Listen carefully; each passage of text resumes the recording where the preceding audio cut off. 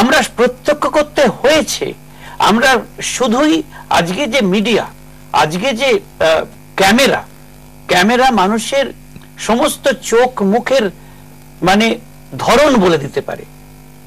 আজকে অত্যন্ত জাগ্রত একটা মিডিয়া, সংবাদপত্র, সকলে প্রতিদিন লাগাতার সেগুলো বর্ণনা দিয়ে যাচ্ছেন। আমরা তৎসত্ত্বেও কিছুটা হয়তো বিশ্বস্ত হতে চেয়েছি, আরো কিছু জানতে চেয়েছি, তাই নিজেরা গেছি প্রত্যক্ষ। আপনাদের যা অভিজ্ঞতা আর মুখ্যমন্ত্রীর যা একেবারে এক নয়। এখন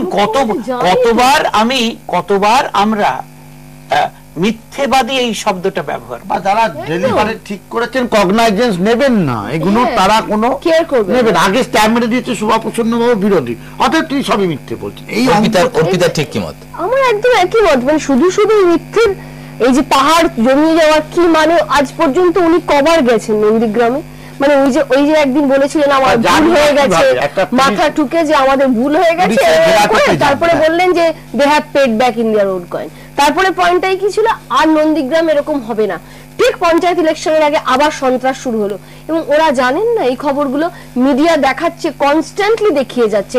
সমস্ত মিডিয়ায় বলছে সবাই মিথ্যে কথা বলছে।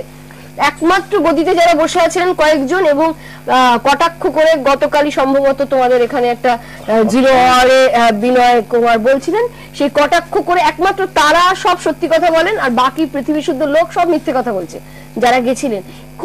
এবারে নির্বাচনের ঠিক আগে একটা উদাহরণ, আজকে 34 জনের মামলা আমরা হাইকোর্টে করেছিলাম, ওদের দিয়ে আমরা যারা বাইরে পাচ্ছেন, আমরা 3 জন আমাদের কোর্টের বাইরে কি বলতে জানেন, ভাবতে পারেন? বলছে আমরা বলেছি হাত জোর করে, পেটাচ্ছি যখন আমরা হাত জোর করে বলতে আমরা লাল পতাকাই হাতে নেবো, তাও মারছে।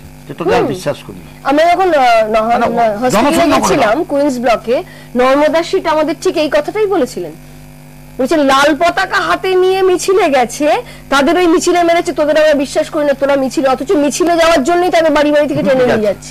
রাজারহাটে মেহের ইঞ্জিনিয়ারকে আপনি চেনেন, মেহের ইঞ্জিনিয়ার কালকে রাজারহাটে রিপোর্ট করেছে, একদল একটা পরিবার বলেছে আমরা মিছিলে হাঁটবো না, কি মার মেরেছে বাবাকে ছেলে। সমস্যা হচ্ছে রাজ্যের মুখ্যমন্ত্রী, যিনি প্রশাসনিক সর্বোচ্চ, তিনি মিথ্যা কথা বলছেন, প্যাথোলজিক্যাল লায়ার, সমস্ত মিথ্যা কথা বলছেন। এবং একজন তথাকথিত ভদ্রবেশী মানুষ যদি মিথ্যা কথা বলেন, তাহলে আমরা কোথায় যাব? অর্থাৎ আপনারা বারবারই যেটা বলছেন যে তথ্য আসছে সরকারের